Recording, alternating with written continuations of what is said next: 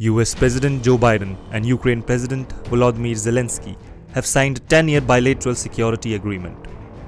This aims at bolstering Ukraine's defense against Russian invasion and getting Ukraine closer to NATO membership.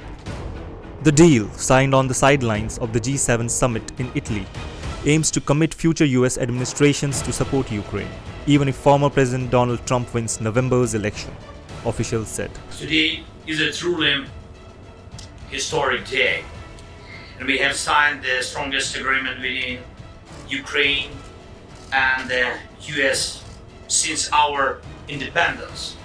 And this is something that will not only provide security, but also new good jobs for Ukrainians and Americans. The issue of NATO is covered through the text of the agreement. It states that America supports Ukraine's future membership in NATO and recognizes that our security agreement is a bridge to Ukraine's membership in NATO.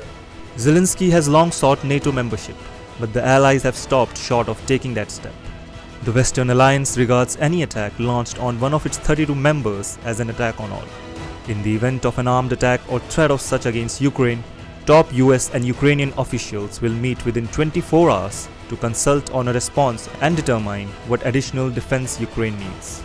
Biden says concrete steps have been taken at the G7 summit to favor Ukraine against Russian aggression. At the G7, we discussed our shared concern about countries like China for supplying Russia with materials they need for their war machine. And we agreed to taking collective action to push back against that activity. Let me close with this.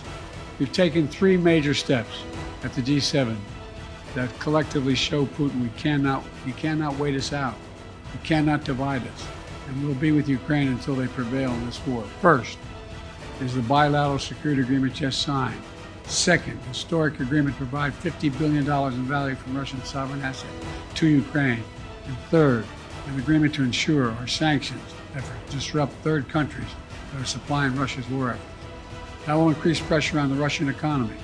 Collectively, this is a powerful set of actions, and it will create a stronger foundation for Ukraine's success. Zelenskyy said Chinese President Xi Jinping told him during a phone conversation that China would not sell weapons to Russia. He did not specify when the conversation with Xi took place. I had phone conversation with the leader of China by phone. He said that he will not sell any weapon to Russia.